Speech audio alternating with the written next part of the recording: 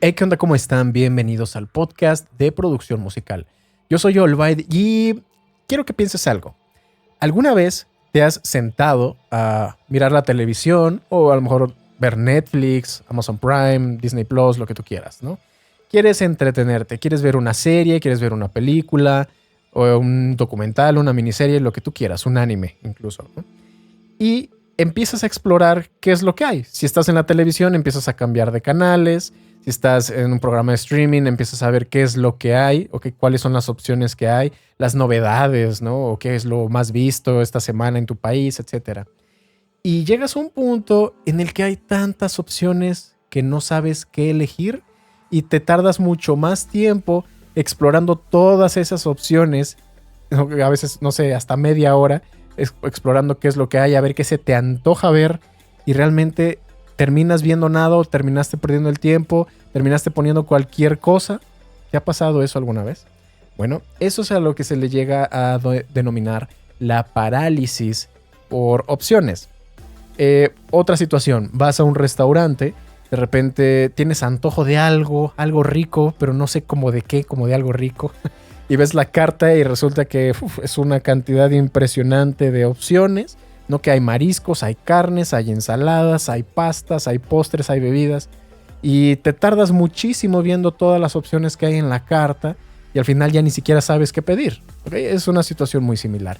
Y a veces, incluso después de haber visto todas las opciones, terminas pidiendo lo de siempre o terminas pidiendo de lo más común, ¿ok? Muy bien, entonces esta parálisis de opciones es algo que también nos pasa en la producción musical. Suele pasar, por ejemplo, con los plugins, con los samples. Es algo aquí, otra vez, un ejemplo, seguramente lo han vivido alguna vez. Tienes una base, una batería, tal vez tienes el kick, tienes los hats, pero es hora de poner el snare. Y te pasas un tiempo muy largo explorando todas tus carpetas buscando el sonido de snare que tú quieras. Muy bien, y pum, das clic. No, este no me gusta, no me gusta, no me gusta, bla, bla, bla, bla. Y vas brincando entre tus cientos de sonidos de snares. No, otra carpeta, la que sigue, bla, bla, bla. O a lo mejor al revés, quieres un sonido de bajo y cargas un plugin. Estás ahí navegando todos sus presets, no te gustó ninguno. Cargas el nuevo, voy a poner mi Serum. A ver, Serum, y hay un bajo aquí y acá. No me termina de convencer. Cargas Vital, tampoco. Silent, tampoco. No, o lo que tú quieras. Muy bien.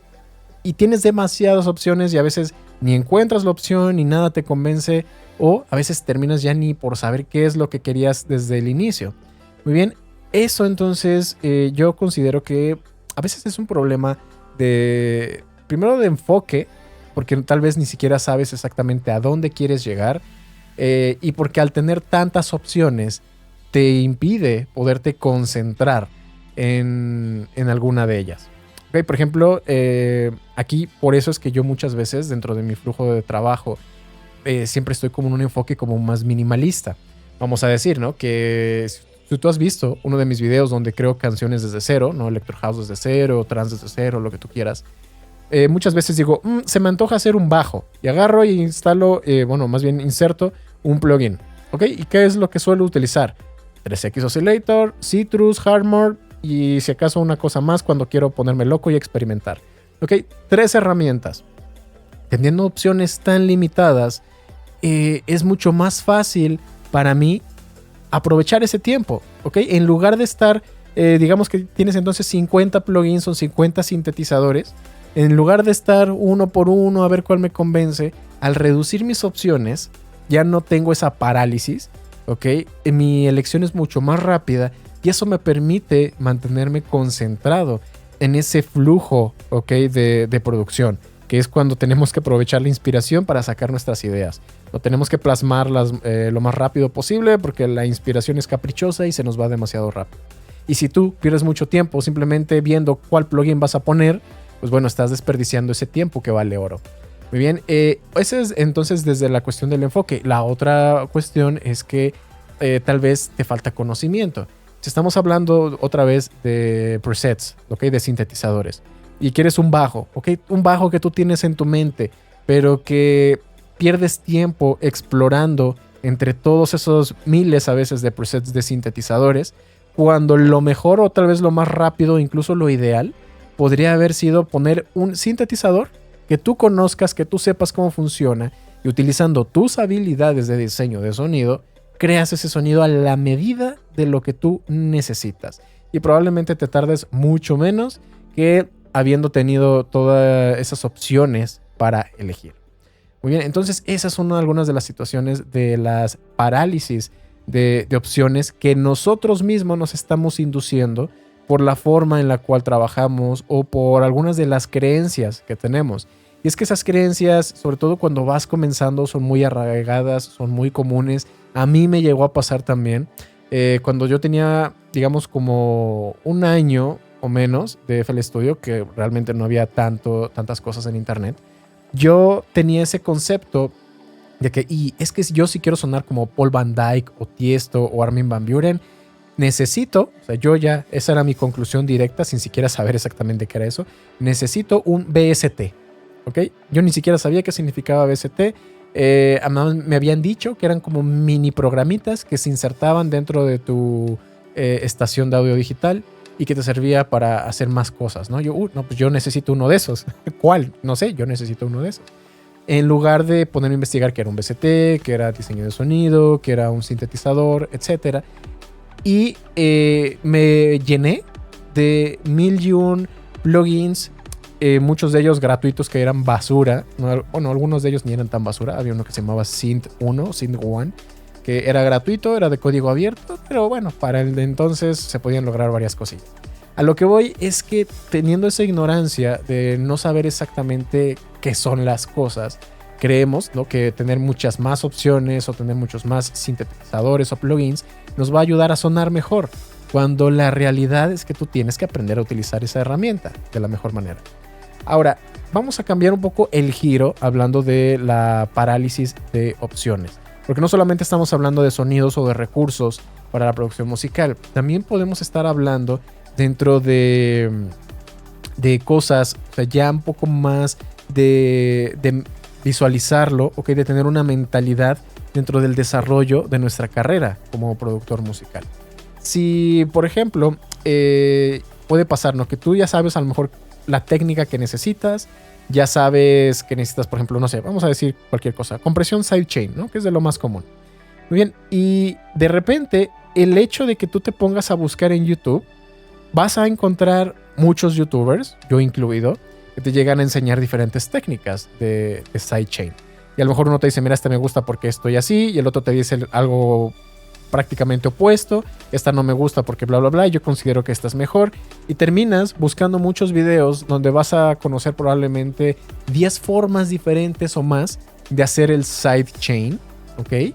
Aquello que tú sabes que estás buscando, pero a final de cuentas, de las 10 ya ni siquiera sabes cuál elegir, ¿ok? Porque fue tanta información y estuviste buscando tanto sin practicarlo que no sabes en realidad cuáles son las diferencias o cuál va a ser la mejor opción para ti, sobre todo para tu proyecto que estás aplicando en ese momento. Esto también nos puede pasar en el proceso de la mezcla, ¿ok? A veces tienes, no sé, dos sonidos chocando, otra vez una cosa muy típica, un bajo y un kick, ¿ok? Y el sidechain es una de las soluciones para eso. Pero no sé, tal vez te has planteado o conoces que podrías aplicar sidechain, podrías aplicar ecualización dinámica, podrías aplicar docking, podrías aplicar simplemente ecualización, ¿ok? Hay algunas opciones, pero de repente ya no te la pasas sobrepensando de cuál de esas opciones tal vez sería la mejor para ti. O tienes una vocal que quieres que sobresalga en la mezcla. ¿Qué podrías hacer? Uy, pues a lo mejor le pongo distorsión. A lo mejor le pongo distorsión, pero distorsión paralela. O a lo mejor le puedo poner excitación de armónicos. O a lo mejor lo voy a ecualizar para resaltar las frecuencias altas. O a lo mejor lo que voy a hacer es ponerle compresión paralela. O sea, empiezas a sacar todo tu arsenal de herramientas o de técnicas que conoces y de repente de entre todas te la pasas sobreanalizando y ya no sabes cuál de todas aplicar y a veces terminas sin hacer nada, ¿ok? Porque te quedas con esa sensación un poco de frustración, de no saber por dónde ir, de no saber si hay un camino correcto, cuál es el camino único y el que en realidad te va a llevar al resultado final que tú quieres. Muy bien, déjame entonces decirte algo, un secreto que en realidad no es secreto, pero creo que te va a ayudar bastante. Y eso es que dentro del mundo de la producción musical hay más de una manera de hacer las cosas. Y de hecho FL Studio es una de las características por la cual es a veces tan famoso y también para amado y odiado. Porque hay más de una forma de lograr las mismas cosas o los mismos resultados. Aunque esencialmente no sean lo mismo, el resultado es muy parecido y da igual, ¿no? Porque si suena bien, está bien. La regla de oro. Así que el tener esta parálisis de opciones te da a veces un miedo al fracaso. Porque tú sientes que si te equivocas, volviendo al caso, por ejemplo, de la vocal, ¿ok? Que si te equivocas es el fin del mundo y no vales para nada y no eres un buen productor porque no elegiste la técnica auténtica, la que en verdad iba a funcionar, ¿no? De entre todas las que conocías. Y te terminas sintiendo con esa incomodidad, ¿no? Como de que estás fracasando, de que no estás avanzando o no hiciste nada por miedo a ese fracaso. Pues bueno, ese miedo al fracaso quiero que desaparezca precisamente al entender esto, que hay más de una forma de lograr un buen resultado profesional. Por ejemplo, es muy probable que una vocal simplemente necesite un toquecito de compresión y ni siquiera una compresión exagerada o compleja, una compresión normalita y una ecualización. Y con eso tienes. Otro te podría decir, bueno, es que yo lo logré utilizando una compresión multibanda. O bien, otro te puede decir, es que mira, yo hice compresión multibanda y le apliqué también reverberación por envío y luego le puse un docking y luego excitación de armónicos, bla, bla, bla. Y si tú comparas los resultados, es muy probable que suenen muy cercanos, suenen prácticamente igual. Muy bien. Entonces, que la persona que en realidad va a escuchar ese resultado final no le va a importar cuál de todas las técnicas utilizaste mientras se haya escuchado bien ese resultado final. Volvemos a lo mismo, si se escucha bien, está bien. Así que cuando te llegues a sentir en esta situación en la que tienes demasiadas opciones y no sabes cuál elegir, elige una, la primera, no tengas miedo y pruébala y escucha, por amor de Dios, escucha cuál es el resultado final. ¿Estás consiguiendo eso que tú buscabas? ¿Suena como tú quieres? Dentro del contexto de la canción suena bien, es lo que tú estabas buscando lograr. Y si es así, ahí déjalo, adelante, está bien tu proceso, no te equivocaste. No porque alguien más lo haya logrado utilizando otra técnica significa que tú lo hiciste mal. A lo mejor, o sea, entre comillas, tal vez técnicamente podría decirse que se pudo haber logrado de otras maneras, entre comillas de nueva cuenta, técnicamente mejores. Pero si el resultado al que tú llegaste es lo que quieres y suena bien, está bien. No tengas miedo de probar. Ahora, no funcionó, perfecto. Ya descartaste una de las opciones. Prueba con la siguiente. Es un proceso absolutamente normal. Muy bien, si yo tomo una voz de nueva cuenta y yo le aplico lo que normalmente sé que funciona, ¿no? Un compresor, un ecualizador, y me doy cuenta que, no funcionó. Es lo que normalmente uso y no funcionó. Pues bueno, no pasa nada, probamos otra técnica. Muy bien, aquí el peligro de este tipo de parálisis, de las parálisis por tener demasiadas opciones o por tener miedo al fracaso, es precisamente eso, que terminamos a veces sin hacer nada. Y lo mejor es hacer cosas. Muchas veces, si tú tienes la duda, dudas entre hacer o no hacer algo, a veces la mejor opción es simplemente hacerlo. Porque si lo haces y te equivocas, aprendiste. Y si lo haces y aciertas, pues qué bien, lo hiciste a la primera y también aprendes y además salió bien. Sin embargo, si no lo haces, pues terminas sin aprender nada y sin lograr nada. Muy bien, entonces, la próxima vez que vayas a insertar un compresor, primero trata, ¿no? Tal vez de enfocarte en tener menos herramientas, pero que en verdad sepas cómo funcionan y que le vas a sacar el máximo provecho. Y ya que tengas esa lista más reducida, cuando vuelvas a sentirte en este predicamento de cuál de todos selecciono o qué es lo que debería hacer aquí, no lo pienses mucho y hazlo. Haz la primera opción que usas, la más normal. Normalmente lo más básico, lo más sencillo es lo que llega a funcionar. Yo les he enseñado muchas veces técnicas diferentes y a veces un poco rebuscadas, ¿ok? Que a veces son para cosas muy puntuales, muy específicas. que cae bien saberlas si te llegas a ver en esa necesidad. Pero muchas veces los procesos más comunes, más básicos, ecualización, compresión, toquecitos de delay y de reverb, son más que suficientes. Empieza por eso, no le des demasiadas vueltas y sobreanalices todo, más bien toma acción y sobre la marcha ya puedes ir tomando mejores decisiones. Vamos a hablar sobre un tema que va a ser un poco más filosófico, va a ser también comentándoles un poco un par de historias. Y esto es todo aquello que tiene que ver con el pasado. Esas cosas que nos siguen deteniendo. ¿Por qué? Porque el hubiera no existe y sin embargo ahí estamos siempre encadenados a ese concepto del tiempo que tenemos. Y muchas veces nos sirve hasta como tortura, ¿no? Si yo hubiera hecho esto, probablemente a estas alturas ya tendría esto o lo otro, ¿no? Por ejemplo, vamos a decir que yo, ya con la experiencia que tengo, digo que tengo más de 16 años de experiencia de producción musical y yo podría decir, es que si hubiera comenzado antes con la producción musical, tal vez ya estaría, no sé, en Tomorrowland. O si hubiera tomado este curso primero, o si me hubiera actualizado primero a FL Studio la versión tal, o si hubiera aprendido primero a controlar este u otro sintetizador. Siempre vamos a tener esa clase de cosas que básicamente nos están quitando el tiempo, nos están quitando energía. Y eso a veces también lo que pasa es que nos está haciendo como un lastre para que nosotros no nos atrevamos a hacer las cosas, porque muchas veces estamos esperando a esa oportunidad perfecta para hacer algo y la estamos esperando y seguimos poniendo pretextos y seguimos aplazando las cosas y cuando nos damos cuenta digo, es que hubiera comenzado antes, es que si hubiera hecho esto yo ya estaría mejor, ¿no? Cosas por el estilo. Y aquí es donde debemos de identificar qué es lo que nos está reteniendo, qué es aquello que nos está impidiendo poder hacer las cosas. Vamos a suponer que yo sé que muchos que escuchan este podcast o de los que ven mis videos obviamente están interesados en la producción musical. Si no, pues bueno, bienvenido. Pero muchos yo sé que no tienen el tiempo o todos los recursos para dedicarse a esto al 100%, ¿no? Es un hobby. Y de hecho eso tiene que ver un poquito la historia que les voy a platicar un poco más adelante, ¿no? Que personal de cómo fue mi caso, pero no le pueden dedicar todo el tiempo que quisieran a esto, ¿no? Y a veces dicen, es que voy a esperarme un poquito más para aprender esta u otra cosa, ¿no? Por ejemplo, no sé, sobre mezcla y masterización.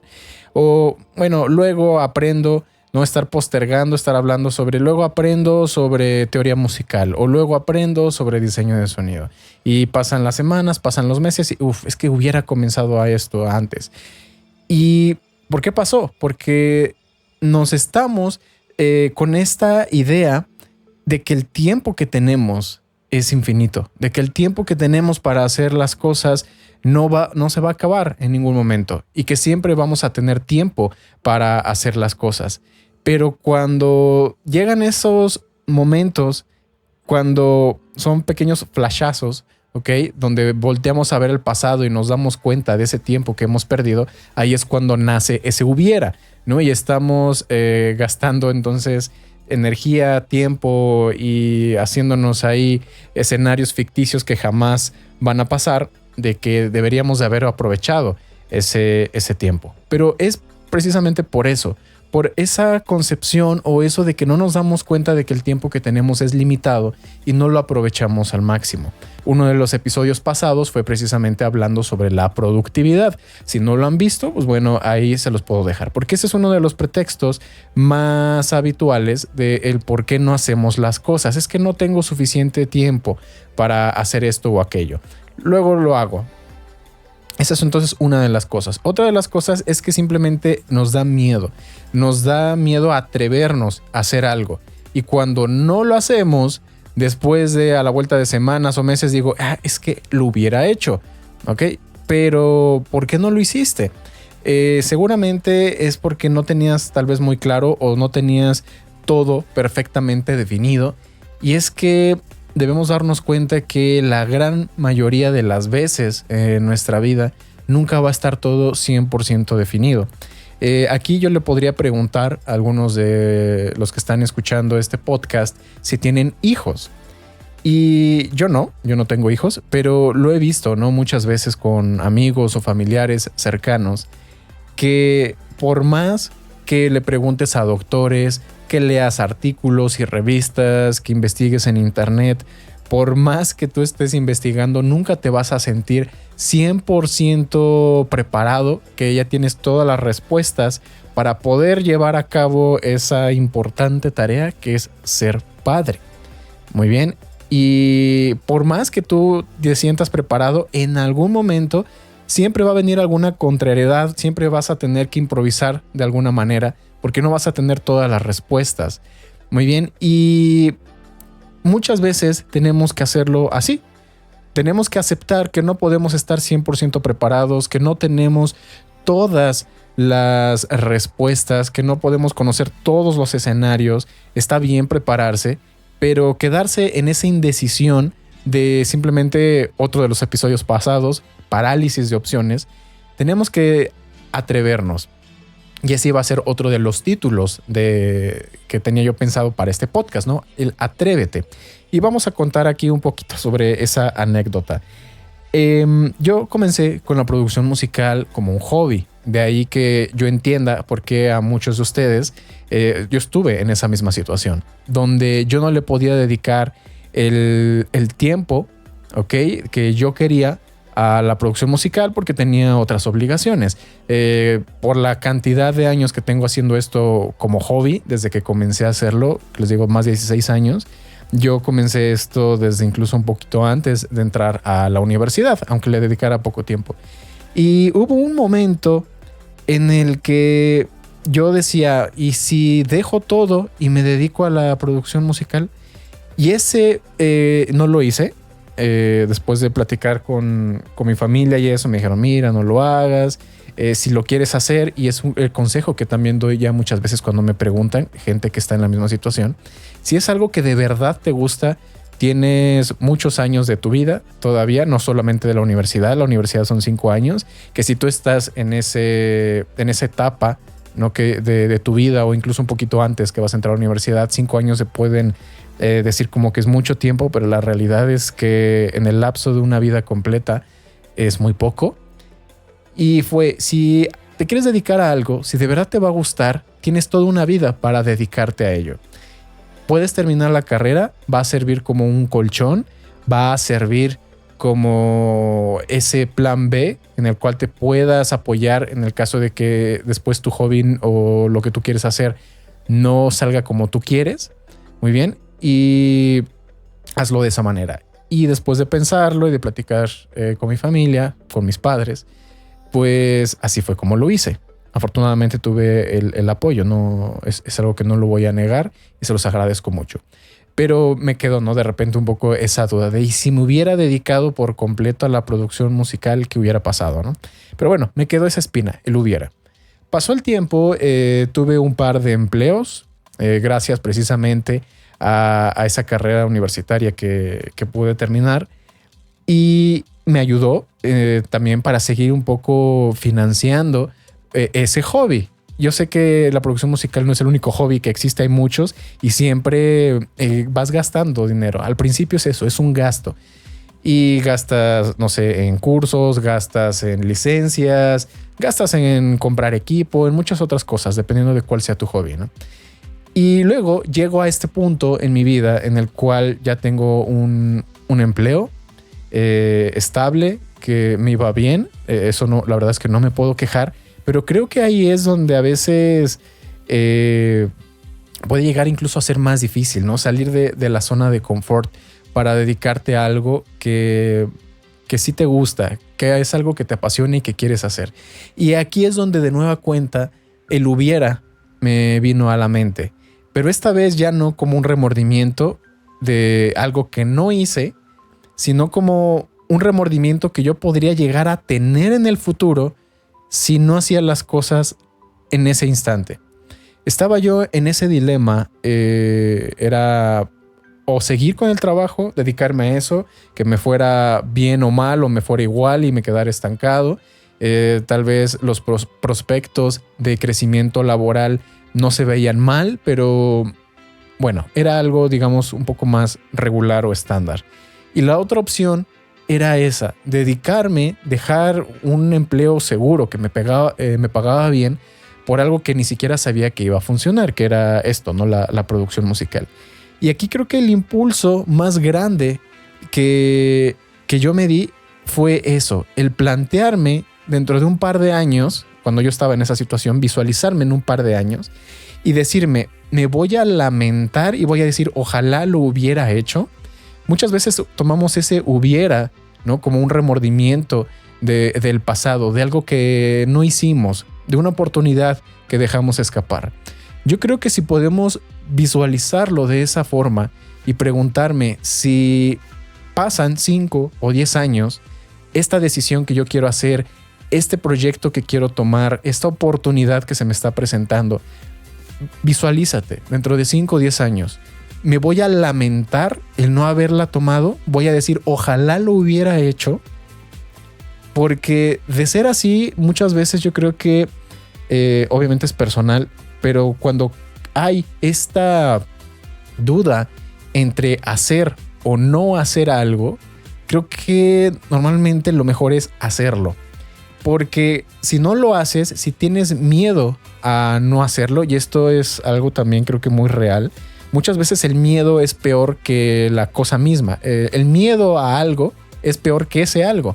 ¿Por qué? Porque el miedo muchas veces te impide que actúes. Y si tú actúas y las cosas salen mal, ese miedo que tú tenías, al menos lo intentaste, al menos aprendiste algo, al menos no te vas a quedar con esa maldita espina de ojalá lo hubiera intentado. ¿Por qué? Porque lo intentaste, ya sabes qué fue lo que pasó. Es algo que tú decidiste y no te vas a quedar con ese veneno, con esa cadena de el hubiera. ¿Por qué? Porque el hubiera no existe. Y bueno, solamente quería compartir esto con ustedes porque yo sé que algunos estarán en esta situación de decidir o no a hacer algo, dedicarse, y después se van a arrepentir y va a salir esa maldita palabra, el hubiera. Ojalá hubiera aprendido teoría musical antes. Ojalá hubiera tomado ese curso para aprender más rápido. Ojalá hubiera empezado a tomarme esto en serio con mayor antelación. Entonces visualícense en ese futuro, pregúntense ese hubiera antes de que suceda. Y yo creo que eso les puede ayudar a tomar decisiones, a sentirse todavía mucho más motivados y enfocados en lo que en realidad ustedes quieren obtener. Quiero que escuches esto y me digas si alguna vez te has sentido familiarizado con esta sensación. Estás haciendo ya después de cierto tiempo, ciertos, no sé, meses o incluso años, estás haciendo beats, los estás vendiendo. Y de repente se te acerca alguien y te dice, oye, ¿no te gustaría darme clases? ¿Cuánto cobras por dar clases? Y tú piensas, no sé, nunca lo había pensado. De hecho, ni siquiera estoy seguro si sé lo suficiente para dar clases. Otro ejemplo, viene alguien y te dice, oye, necesito un beat, necesito que tenga más o menos estas características y mira, te voy a pagar tanto, ¿ok? Y te dice una cantidad. Y tú dices, eso es mucho más de lo que yo probablemente sea capaz de cobrar. No creo que merezca tanto dinero. Muy bien, y estas son solamente algunos ejemplos de situaciones en las cuales tú te sientes que no eres tan bueno como algunos te han manifestado que ellos creen. ¿Ok? Que tal vez la gente, si pudiéramos calificar del 1 al 10, siendo el 10 el más alto, que la gente a lo mejor a ti te ve como un 8 o un 9, pero tú te sientes un 6, te sientes un 7. Muy bien, y eso es a lo que se le suele llamar el síndrome del impostor.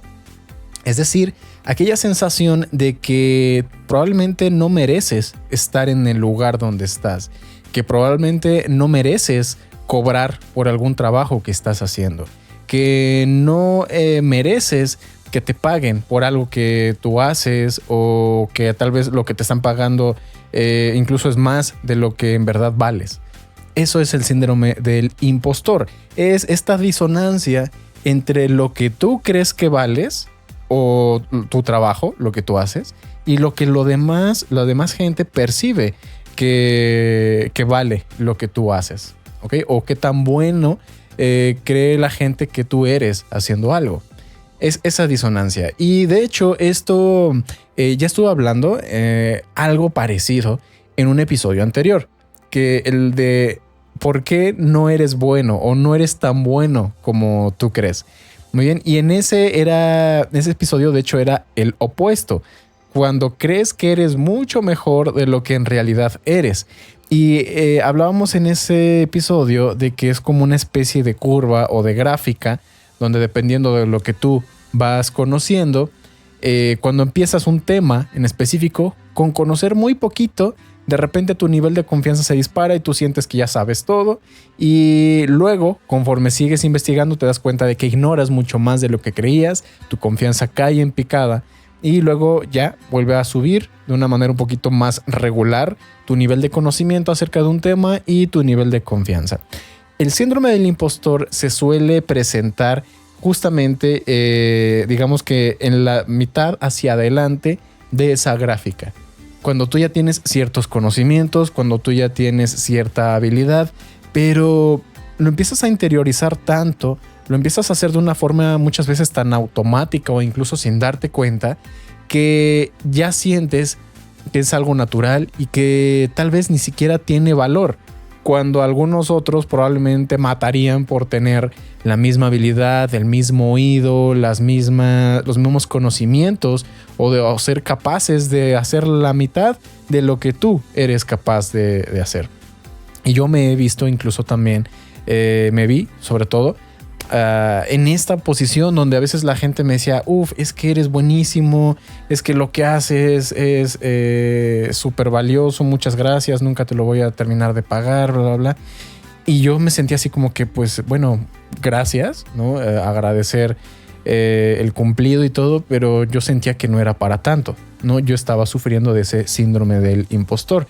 Y realmente creo que no hay ninguna forma fácil de superar esto. Es una cuestión de poner en perspectiva lo que sabes hacer, el valor que tú puedes llegar a generar, el valor de eso que tú sabes y lo que en realidad el mercado o la gente está dispuesta a pagar por eso o cómo ellos lo aprecian.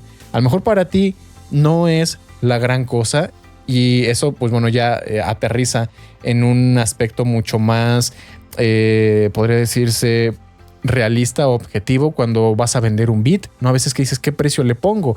No, a lo mejor tú, de hecho, ya por todos los años de experiencia y todo eso, no te das cuenta de lo bien hecho que está a comparación de otros beats y tú lo quieres malbaratar. Sientes que es...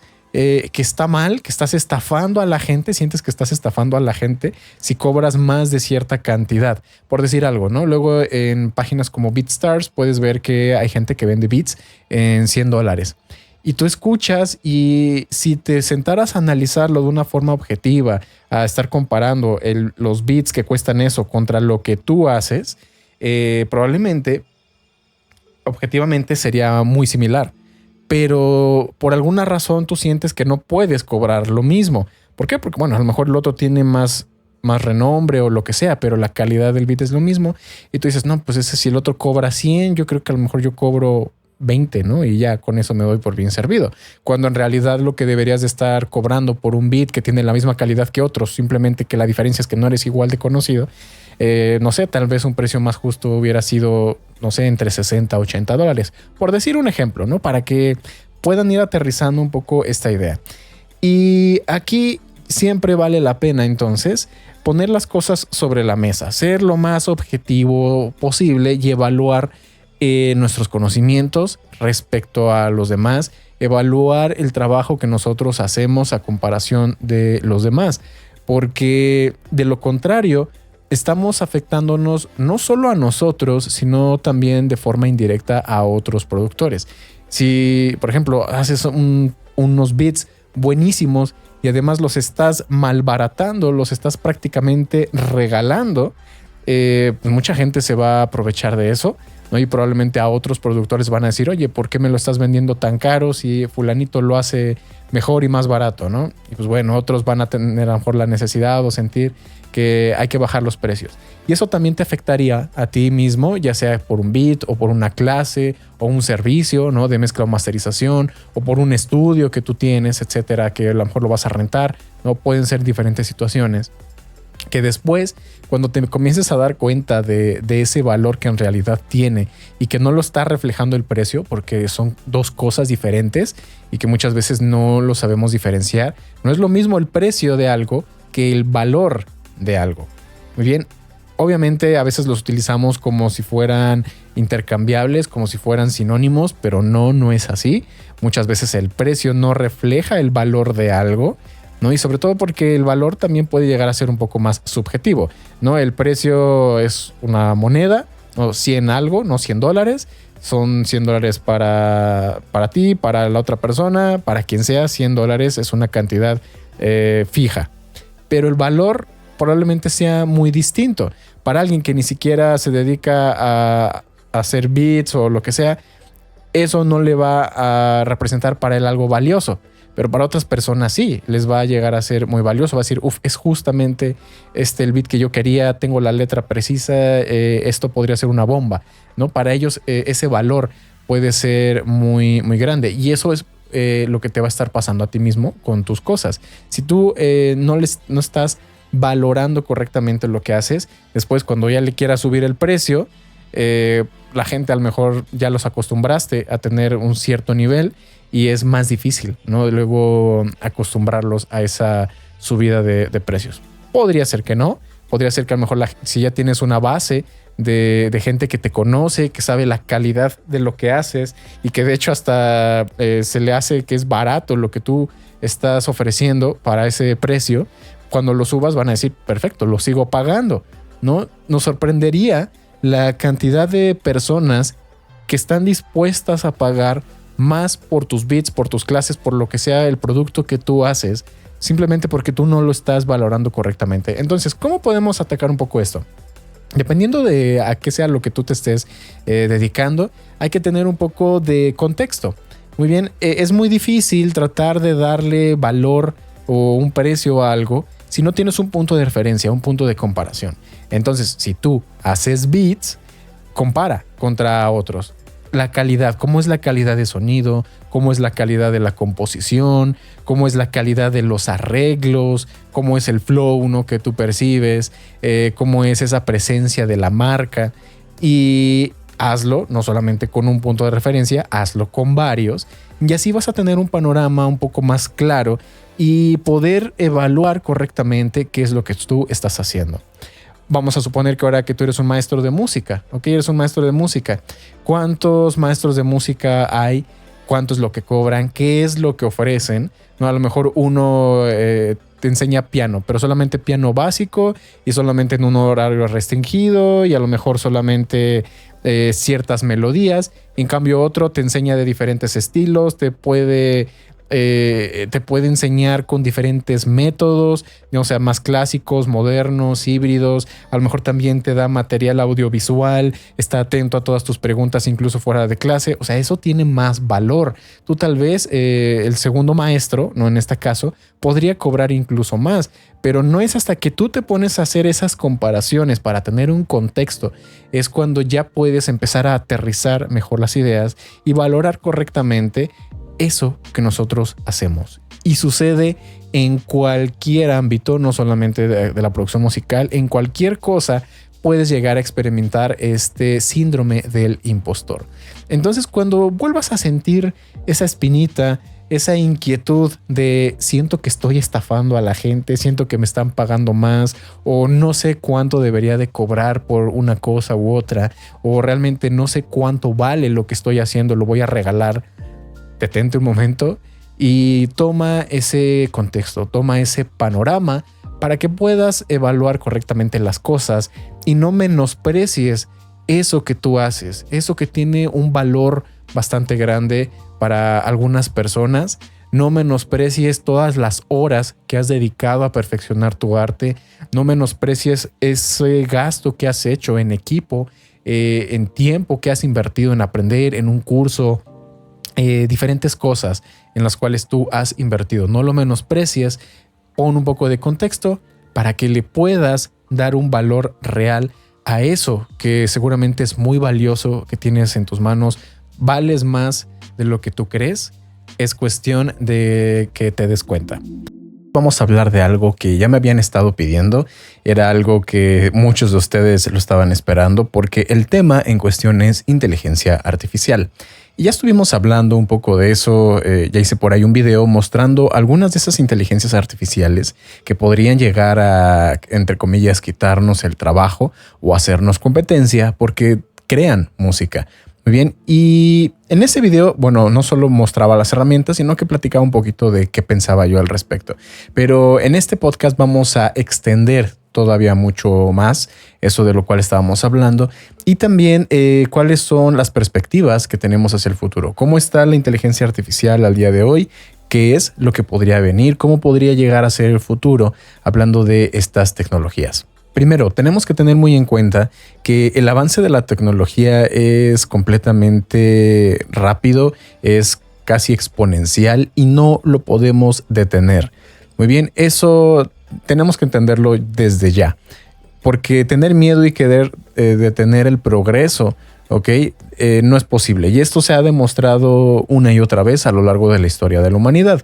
Y es que la inteligencia artificial yo creo que podría representar otro punto de inflexión en la historia, como lo fue en su momento las revoluciones industriales. Yo creo que este punto estamos viviendo un momento de verdad que va a cambiar un antes y un después de cómo vivimos como sociedad, de cómo es nuestra civilización.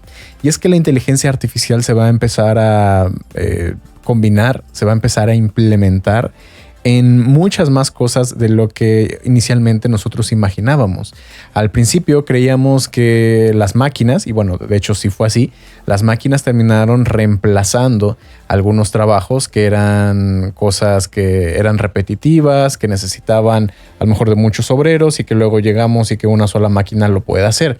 Pero ¿qué es lo que pasó? Se terminaron generando nuevos empleos, obviamente tal vez no iguales en cantidad a los que ya había antes. Son empleos que requieren de mayor especialización y también algo que está pasando es que en sí benefició a la sociedad en general como un todo, porque aumentó la producción, bajaron los costos, un millón de cosas más. Muy bien, y eso se ha seguido viendo cada vez que hay uno de estos avances tecnológicos que se les llega a decir, ¿no? Que son disruptivos, que cambian por completo la manera en la cual hacemos las cosas. Y yo creo que con la inteligencia artificial vamos a vivir algo muy similar a eso. Ok, en cuanto a que van a desaparecer algunos trabajos, la verdad es que no lo podemos negar, eso sí va a pasar, va a haber algunos trabajos que van a desaparecer, pero otros nuevos van a aparecer, se van a crear y también esos nuevos trabajos, si escucharon, ¿no? Y entendieron ese mensaje entre líneas que acababa de mencionar hace un momento, esos nuevos trabajos son más especializados porque utilizan esa nueva tecnología. También pasó con el Internet. Cuando llegó el Internet, empezaron a desaparecer algunas otras cosas que antes ya existían, ¿no? Por ejemplo, desaparecieron tal vez los fax, desaparecieron, bueno, no tal cual, pero sí llegaron a extenderlo o de alguna manera potenciarlo, ¿no? Las telecomunicaciones, cómo vemos la televisión, ¿no? Ahora ya casi todo es streaming, la manera en la cual consumimos música. Siempre hay este tipo de cambios y solamente aquellas personas que se adaptan a utilizar estas nuevas tecnologías son esos pioneros, son los que se van a ver de hecho más beneficiados. Entonces esa es una de mis principales posturas de acuerdo a esta nueva revolución que se viene con las inteligencias artificiales, y eso es que en lugar de tener miedo en lugar de estar siendo renuentes o oponiéndonos a este cambio, creo que lo mejor es empezar a explorarlo antes que otras personas y usarlo a nuestro favor. Porque si bien, por ejemplo, hablando fuera del mundo de la música, estamos hablando que la inteligencia artificial, una de las que se hicieron más famosas recientemente fue ChatGPT. Y ChatGPT es simplemente esta interfaz en la cual tú escribes algo y el chat te responde como si fuera cualquier persona, teniendo una base de datos enorme, y ya con las nuevas actualizaciones ChatGPT 4 ya tiene acceso a internet, ya está integrado junto con Microsoft Bing. Yo trato de estar muy al corriente de esto porque, pues bueno, a pesar de que soy productor musical, mi formación académica originalmente es de ingeniería. Soy ingeniero mecatrónico. Entonces, para mí la tecnología siempre ha sido como que algo que nunca le he perdido de vista. Siempre estoy poniendo un ojo a esos nuevos avances tecnológicos de la ciencia, ¿ok? Y de la tecnología. Y por eso es que me parece tan fascinante que esas dos caras de la moneda que me representan a mí como Allbyte, que es el productor musical, y la tecnología, se están combinando. Y primero, pues bueno, entender cómo funciona todo eso ni siquiera es necesario, así como ni siquiera sabemos actualmente hoy cómo funciona Internet, ¿no? Los protocolos, o qué significa DNS, qué significa HTTP, toda esa clase de cosas que ni siquiera sabemos, pero utilizamos día a día. Y la inteligencia artificial va a ser algo muy parecido. Se va a integrar, yo creo, en nuestra sociedad, en nuestras vidas, en nuestra civilización, muchas veces de forma que ni siquiera sabemos cómo funcionan. Y es más, a veces ni siquiera sabemos que están utilizando esa tecnología. Y vamos a usarla a nuestro favor. Eso es lo que hay que tener en cuenta. Porque aunque desaparezcan empleos, siempre existen esas nuevas posibilidades de que se siga todo transformando y evolucionando. Entonces, hablando entonces de ChatGPT, es una herramienta que ayuda, por ejemplo, a los programadores. Tú le puedes pedir a la inteligencia artificial: mira, escríbeme el código en Python para, no sé, algo sencillo, ¿no? Multiplicar matrices, ¿no? O para, no sé, un videojuego incluso, ¿no? Escríbeme el código para jugar el juego de la viborita o el juego de Tetris, no sé, algo similar. Entonces, aquellos programadores que tienen miedo, aquellos que son los más conservadores, van a decir: oye, pues es que yo voy a perder mi trabajo, ¿no? Porque cualquier persona puede llegar y puede pedirle a la inteligencia artificial que codifique algo, y ¿dónde quedo yo? ¿No? ¿Dónde queda lo que yo hago? Pues bueno, eso es una de las posturas, ¿no? Podríamos decir la postura conservadora. Pero vienen después estos otros programadores que dicen: uff, genial, ya no tengo que perder tiempo en escribir códigos simples o en escribir código que a lo mejor yo tardaría mucho. Mejor yo lo pido, simplemente lo reviso y hago copy y paste. ¿Para qué tardarme tanto escribiendo yo todo a mano y revisándolo línea a línea? Si yo puedo apoyarme, esa palabra es clave, ¿no? Apoyarse de la inteligencia artificial para hacer mejor mi trabajo y hacerlo más rápido. Y volvemos al tema que yo decía hace un momento sobre la revolución industrial. Aumentó la productividad. Ahora, si nosotros podemos utilizar herramientas que sean de inteligencia artificial para eso, precisamente, ahora vamos a ser más productivos. Vamos a poder hacer más cosas con menos recursos y además probablemente incluso de mayor calidad. Y cada vez los saltos han venido siendo exponenciales cuando hablamos. Entonces, imagínense, si la revolución industrial fue un cambio drástico en la forma en la cual vivían todas las personas, y luego el internet, o sea, muchos de ustedes tal vez ya nacieron de los 2010, 2000 para acá, y ni siquiera para ustedes, desde que nacieron, el internet ha existido.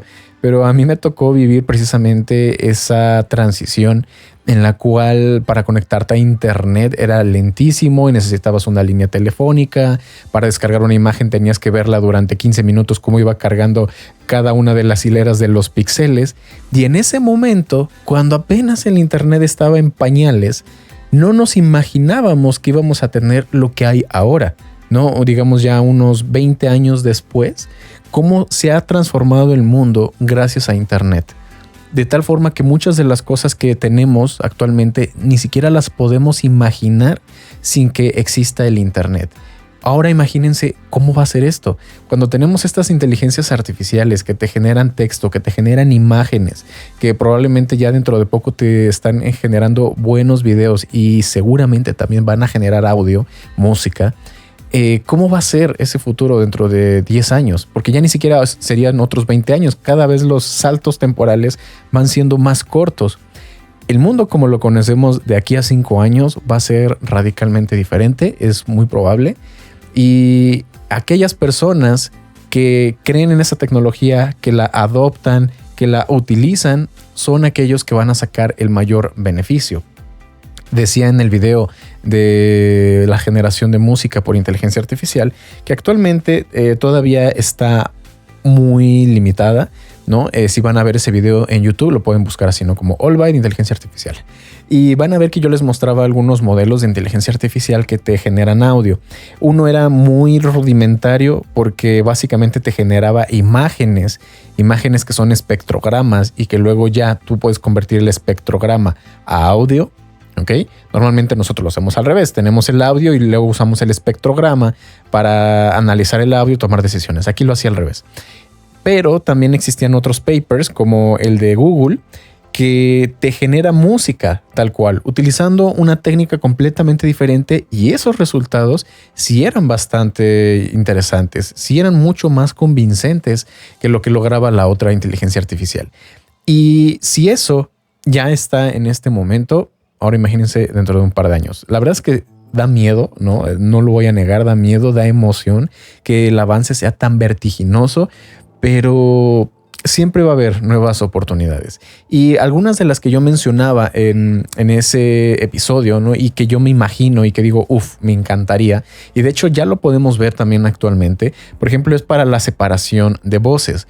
¿Cuántos de nosotros tal vez no podemos grabar voces de una manera profesional porque no tenemos el micrófono, porque no tenemos el acondicionamiento acústico en el lugar, o es más, ni siquiera tenemos un lugar donde nosotros grabemos, entonces hay reverberación y hay ruido de fondo? Pues bueno, si ustedes ven en mi canal van a encontrar un video donde les muestro un plugin que utiliza inteligencia artificial que se llama Goyo, que precisamente fue entrenada para reconocer las voces.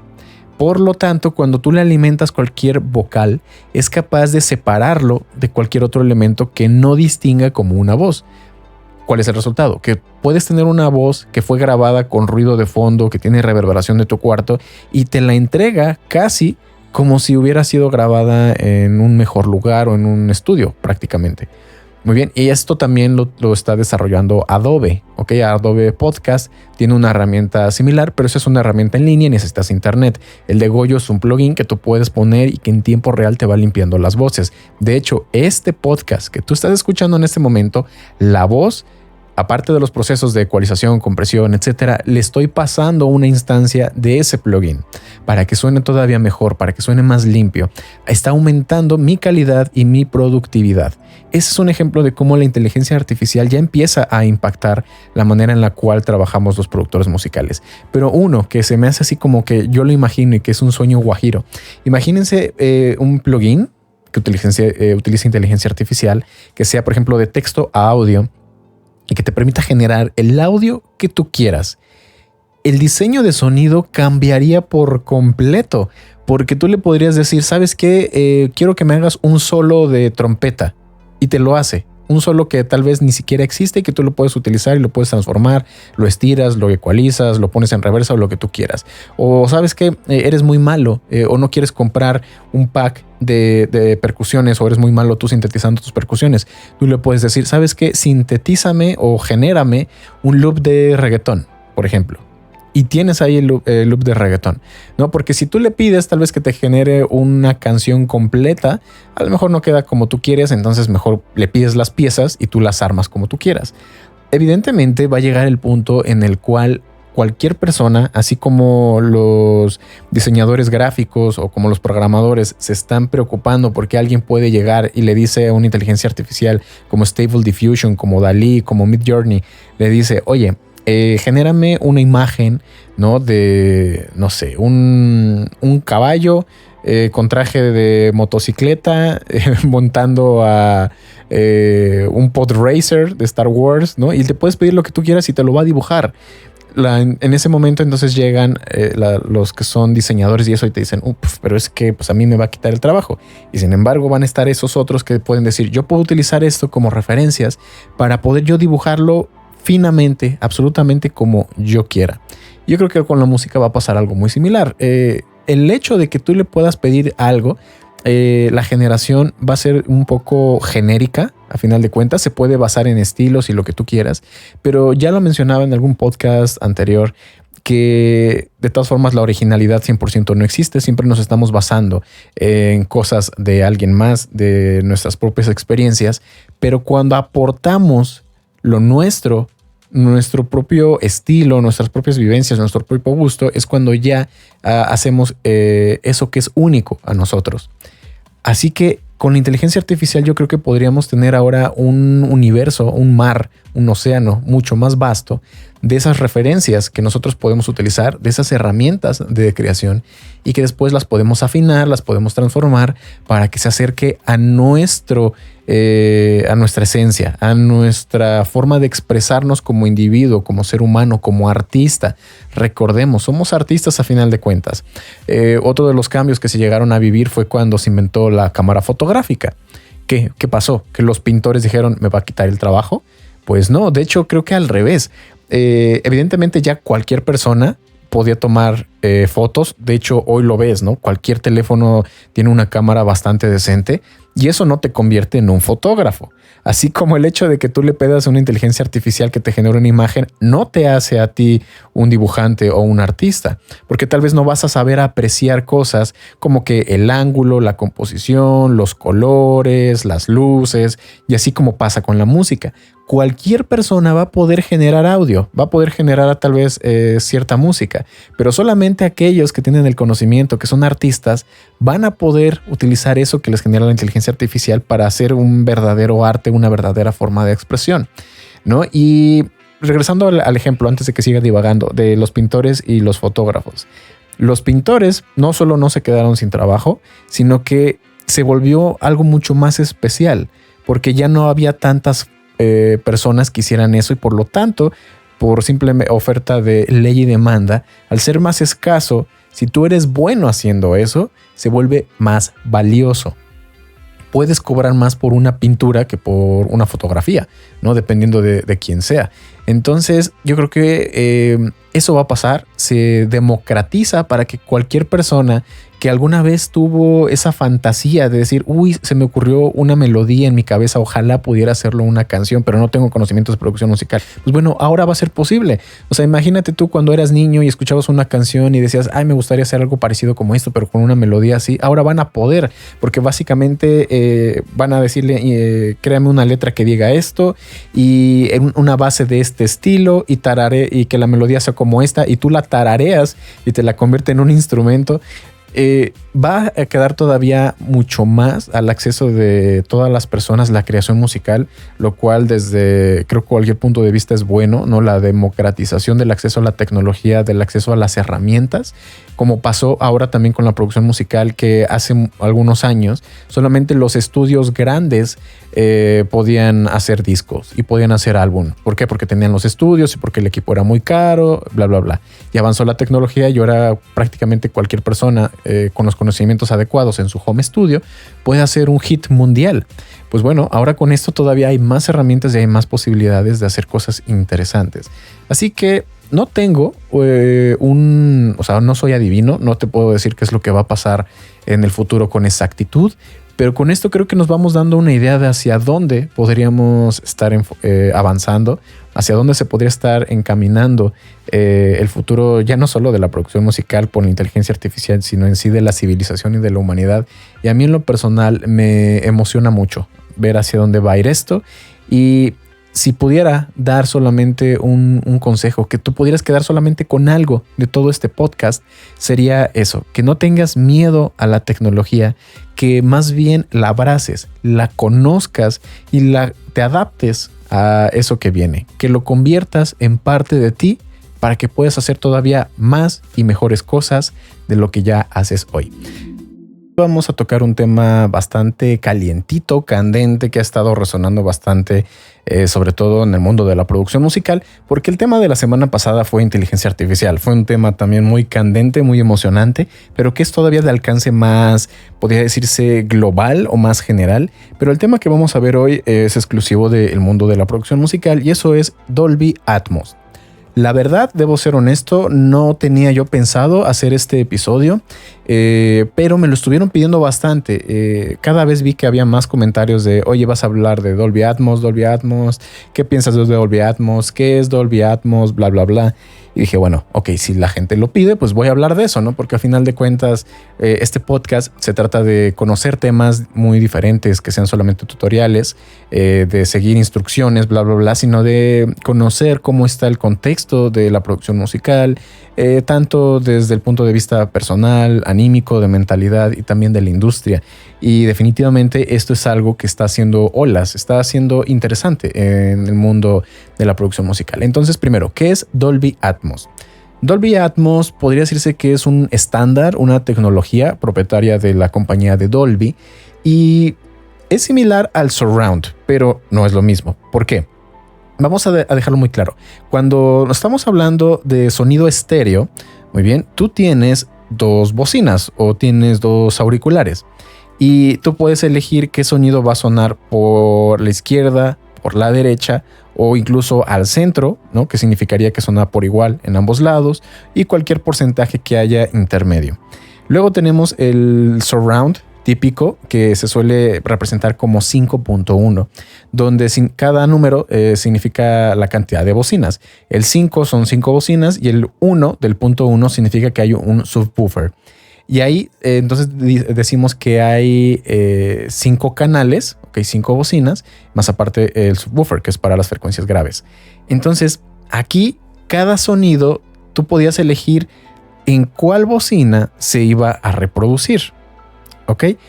Por lo cual podríamos decir que te daba un poco más de esa sensación 3D o de estar en algún lugar en específico, porque literalmente el sonido estaba proveniendo de alguna de esas bocinas, ¿no? Si la bocina estaba atrás de ti, obviamente lo escuchabas atrás de ti, porque ahí es donde estaba la bocina, ahí es donde se estaba generando el sonido. Pero había cierto conflicto desde el punto de vista que no podías darle como que mucho este espacio tridimensional, ¿no? Y eso porque dependía de los canales, ¿no? Había esa limitación de por cuál bocina se iba a reproducir. Pero aquí llegamos entonces a esta nueva tecnología que es el Dolby Atmos y aquí son más bocinas todavía, son 12. Y vamos a visualizarlo, ¿no? Cómo está. Tenemos primero, si tú estás viendo una pantalla y tú estás sentado en tu sala, en tu sillón favorito para ver la televisión, está una bocina justo al frente, ¿ok? Esa es tu bocina central. Luego tienes también un subwoofer, frecuencias graves. ¿Ok? Hasta ahí podríamos decir que prácticamente sería monofónico. Luego añadimos una bocina a la izquierda y otra a la derecha, pero justamente a tu izquierda y a la derecha, como si fueran audífonos. ¿Ok? Separadas estas bocinas por 180 grados. Ahí ya estamos añadiendo entonces 2 más. Vamos 4. Luego al frente de ti, pero a la izquierda y a la derecha, a cierta distancia, hay otras 2.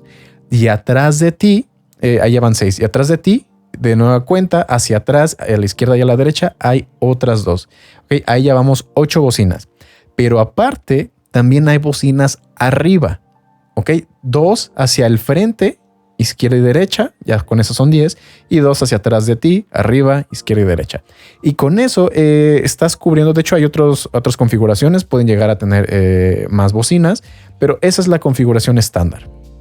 ¿Cuál es la diferencia? Que aquí no son en realidad 12 canales. Es decir, que tú seleccionas un sonido y que solamente se puede reproducir por una de esas bocinas, sino que el sonido puede combinarse, puede filtrarse, por decirlo de alguna manera, hacia una o más de las bocinas de todo ese sistema. Por lo tanto, te genera una especie de esfera virtual donde tú puedes ubicar el sonido con toda precisión de cualquier punto del cual tú quieres que venga. No solamente adelante, atrás, izquierda y derecha y lejos y cerca, sino ahora también arriba y abajo, ¿ok? Y te da esta sensación mucho más tridimensional. Muy bien, ¿Cuál es el problema? Uno de los principales problemas. Esto solamente funciona para la persona que está sentada justo en el centro de donde proviene, donde está específicamente calibrado y medido para que puedas disfrutar de esa experiencia tridimensional. Si te mueves un poco a la derecha o no estás justo en el centro o te mueves más arriba o abajo, ya no percibes todo exactamente igual. Otra de las desventajas es que obviamente son más bocinas, por lo tanto es más costoso instalar un sistema de estos. Además, estamos hablando de que la tecnología es de Dolby. Es una tecnología propietaria privada de una empresa. No es algo global, ¿no? Como o general o de acceso público, como podrías decir, no sé, por ejemplo, el codec Lame para MP3, ¿no? Por decir algo. Entonces, eso ya es en sí Dolby Atmos. Y originalmente la aplicación que podemos pensar que es como que la más estándar o la ideal para aplicar este tipo de tecnología es en el cine, ¿ok? Porque tú puedes hacer esa mezcla de sonidos que no solamente se quedan en un lugar, sino que también se pueden mover. Imagínate, por ejemplo, una escena en el cine donde tú estás sentado en un bar, en la cantina, ¿no? Y tú le hablas a la persona que está enfrente y tú escuchas la voz que viene de frente de ti. Pero al mismo tiempo llega alguien a buscarte y te habla desde atrás. Y como tú estás sentado y él está más alto, tú lo escuchas como que arriba. Y al mismo tiempo del lado izquierdo, a lo lejos, escuchas la mesa de billar, ¿ok? Y a la derecha, hacia adelante, por ahí escuchas la rocola. Y hacia adelante y al fondo, a la derecha, escuchas alguien que va saliendo del baño. No sé, esa clase de cosas. Obviamente en el cine la aplicación como que es muy natural, ¿no? Pensar en este tipo de tecnologías. Pero se está empezando a volver mucho más popular implementar esto en la música. Normalmente cuando hacemos una mezcla estamos pensando en estéreo. Estamos hablando de que el kick, el bajo debe de ir al centro, debe ser monofónico y luego ponemos los pads. Esos deben de sonar más abiertos y luego los platillos tienen que estar más abiertos en estéreo o pueden tener más volumen, etcétera. Pero siempre estamos hablando de solamente 2 canales, 2 bocinas, estéreo. Y esa imagen estéreo es, entre comillas, un poquito más plana. Dependiendo de cómo hagas tu mezcla, puedes llegar a obtener diferentes sensaciones de tridimensionalidad. Pero ahora imagínate que tienes una canción, digamos una canción de techno, ¿ok? Vamos a pensar en eso. Donde tú escuchas el kick y el bajo que viene de todas direcciones, como si tú estuvieras dentro de una fábrica, ¿no? Abandonada. Y de repente empiezas a escuchar un sonido metálico que primero comienza tal vez arriba, atrás de ti, y de repente cae, o sea, lo puedes escuchar como por debajo de ti y luego al frente y se va moviendo de manera rítmica. Okay, eso va captando tu atención y de repente al mismo tiempo en una separación, ¿no? De 180 grados de ese sonido aparece una melodía y la melodía te va rodeando.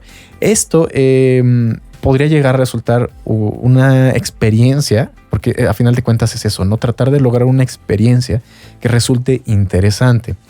Y esto, Dolby Atmos, podría también, a pesar de que estamos hablando de que son varias bocinas, también se podría llegar a implementar en audífonos. ¿Cómo? Utilizando una conversión a través del audio binaural. Ya he hecho algunos videos, de hecho tengo toda una playlist donde yo hago grabaciones binaurales, pero las grabaciones binaurales es un micrófono especial que te ayuda a escuchar como si tú estuvieras en ese lugar. ¿Okay?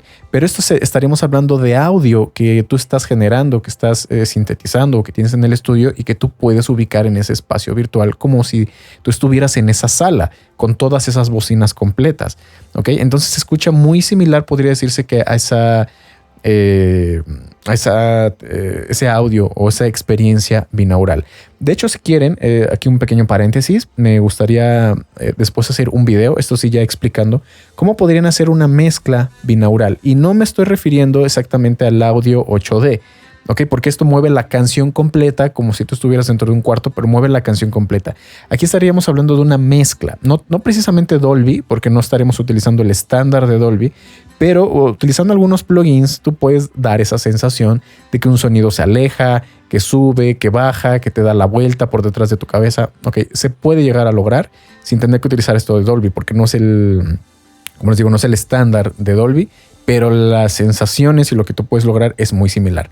Pero bueno, ahora es donde entra el conflicto. ¿Por qué es que la gente está hablando de esto? Porque plataformas, por ejemplo, como de streaming, hablando de Apple, están diciendo que si tú quieres entrar en sus playlists oficiales, editoriales, que son las que hacen ellos, tu canción tiene que estar mezclada o preparada para Dolby Atmos.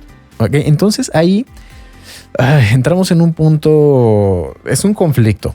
Y luego viene Spotify a decir que está construyendo también estudios preparados para Dolby Atmos. Muy bien. Como hablamos hace un momento, estamos hablando entonces de que necesitas más equipo. Necesitas un lugar acondicionado. Necesitas una licencia para utilizar esta tecnología de Dolby. ¿Y esto qué significa? Más costos. Significa que ahora, si tú quisieras pertenecer, si quisieras al menos tener la posibilidad de ser elegido para esas playlists que son las que más tienen plays y las que más exposición te podrían llegar a dar, tú necesitas invertir en todo eso. Por lo tanto, se convierte en una barrera de entrada más alta. Digo, ya habíamos hecho mucho avance en la producción musical porque cualquiera puede tener una interfaz, un micrófono, como hablé en el episodio anterior de inteligencia artificial para que suene más limpio y bla, bla, bla. Y ahora, ya que se estaba democratizando, ya que todo esto se estaba volviendo accesible para cualquiera, llegan con esto y tratan de empezar a forzarlo. Es que ese es el problema, como que están tratando de forzarlo para que crear una demanda, ¿ok? Porque normalmente esto ya existía, ya tiene un par de años, pero decías, ok, si lo quieres usar, está bien, ¿no? Es una experiencia adicional muy interesante para cualquiera que lo quiera experimentar y que tenga el equipo para poderlo escuchar, pero el que ya vengan a exigirlo o a forzarlo, poniéndolo como una condición, es donde yo creo que empiezan un poco los problemas. Otra de las cosas es que también varias marcas de automóviles están empezando a decir esto, ¿no? Como que mira, en los autos de gama premium, ¿no? Que así los más costosos, los mejores, ya van a tener sistema de audio Dolby Atmos, ¿no? Y tú así de, pues está bien, ¿no? Obviamente no cualquiera puede financiar o comprar un auto tan costoso como eso y tener ya solamente para tener el Dolby Atmos, no sería un plus, pero lo están empezando a meter por todas partes. Se está empezando a volver algo cada vez más presente. Y entonces ese fue la polémica, ¿no? El hecho de que te empiecen a exigir algo que va a ser una barrera de entrada más alta y que además es propietario de una empresa privada. Entonces, ¿qué intereses económicos hay ahí? En realidad es algo que tú o que la gente vaya a decir, este es el futuro de la música, o más bien solamente son los intereses de unos pocos, hablando no de disqueras grandes, que están forzando a poner este clase de filtros para volver a ellos a tener un pedazo más grande del pastel y que los productores o artistas independientes cada vez lo tengan más complicado. Ahí es donde entra todo gran debate acerca del Dolby Atmos. Muy bien, entonces con esto ya tenemos un gran contexto, ya expliqué qué es el Dolby Atmos, cómo se está implementando y de dónde es que surge la polémica. Y aquí es donde ahora yo voy a expresar mi punto de vista muy particular. Primero, pensando si va a ser o no el futuro de la música, ¿no? Como se suele decir. Primero, no sé, porque desde el punto de vista de consumo, pues la verdad es que la mayoría de las personas seguimos escuchando música estéreo, ¿no? En audífonos comunes y corrientes. Si acaso bien nos va, en un par de monitores o un sistema de teatro en casa, no ya lo mucho. Y ahora vienen con este nuevo estándar que requiere todavía mucho más inversión, que también, como les digo, tiene sus limitantes. Pues no sé, siento que va a ser un poco complicado que la gente o el consumo general pueda empezar a adoptar esta clase de tecnología. Ahora, si empiezan a adoptarlo, pero desde el punto de vista adaptado a los audífonos, como les decía, utilizando esta transformación o esta conversión de que una mezcla grabada en Dolby Atmos, al reproducirse en estéreo con audífonos, no precisamente por la conversión binaural, te pueda dar casi la misma sensación que escucharlo en un sistema Dolby Atmos bien instalado. En ese caso podría llegar a ser interesante porque efectivamente, no lo voy a negar, ¿no? Objetivamente resultaría mucho más interesante y más natural escucharlo de esa manera, un sonido binaural que resulte todavía mucho más o sea, cautivador, ¿no? Porque tú estarías escuchando ya la música no solo porque te guste la canción y así, sino por apreciar los detalles, por ver todo lo que hicieron, cómo se mueven los sonidos, cómo te envuelve, ¿no? La experiencia que es en sí disfrutar de esa mezcla de audio podría llegar a ser muy interesante. Pero volvemos a lo mismo, forzar algo que es de una empresa privada y que luego pongan las barreras. No sé, por ejemplo, si empiezan, por ahora están los playlists, ¿no? Esa es la limitante.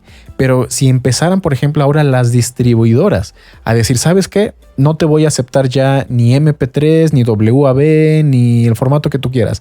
Que ahora solamente si quieres que te distribuya, tienes que darme un archivo que sea compatible con Dolby Atmos. Ahí sí se va a empezar a generar un problema mucho más intenso, porque muchos productores no van a poder tener eso, ya sea porque no tienen obviamente eso dentro de su estudio, ellos no pueden hacer la mezcla, o porque tal vez los ingenieros o aquellos que te ofrecen el servicio de hacer la mezcla o la masterización, pero en general sería la mezcla de Dolby Atmos, van a ser pocos o van a ser muy costosos y no se puede uno muchas veces permitir ese tipo de gastos.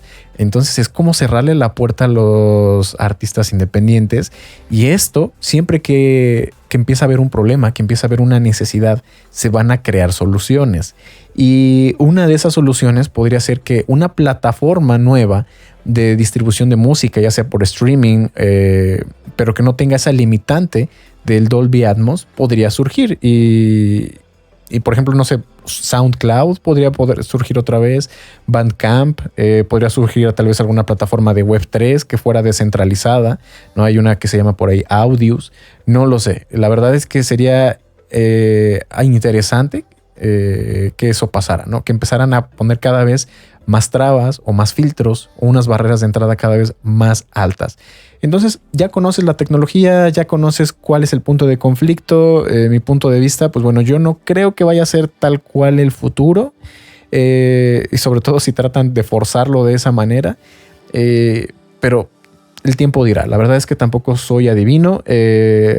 Como lo dije con el episodio pasado hablando de la inteligencia artificial, pues bueno, no me cierro por completo. Voy a investigar si encuentro algunas formas diferentes en las que ustedes puedan hacer una mezcla Dolby Atmos en FL Studio, ya sea utilizando plugins o instalando la licencia de Dolby o lo que sea. Pues bueno, lo voy a hacer. No tendré que hacer los videos y todo, porque hay que adaptarnos a todo esto. Pero, o sea, ya desde el punto de vista, como si yo no me hubiera involucrado, pues bueno, lo veo un poco complicado que la gente lo vaya a terminar adoptando, sobre todo hablando de los productores musicales, ¿no? Que tal vez algunos vayan a ser renuentes, pero para el público en general, ya lo he dicho alguna vez, a veces ni siquiera les interesa cómo se hizo la mezcla, lo que les interesa es que la música sea buena. Eso va a seguir siendo, a final de cuentas, yo creo que lo principal. No va a importar la tecnología, o no va a importar a veces qué tantos adornitos, y uy, mira qué tridimensional se escucha esto, si de todas formas lo que tú estás escuchando es una melodía aburrida, sonidos que son poco pulidos y que son una caca. No de nada me va a servir a mí echar una caca tridimensional. Pero bueno, vamos a dejarlo entonces hasta ahí. Espero que les haya gustado este episodio. Si quieren saber todavía más de Dolby Atmos, déjenmelo por favor en los comentarios del podcast en YouTube. Sí me gustaría saber ustedes si están interesados en conocer más de este tema, o piensan que tal vez sea una moda pasajera y que no va a llegar muy lejos. No lo sé, háganmelo saber. Muchas gracias por haberme escuchado y nos vemos en la próxima.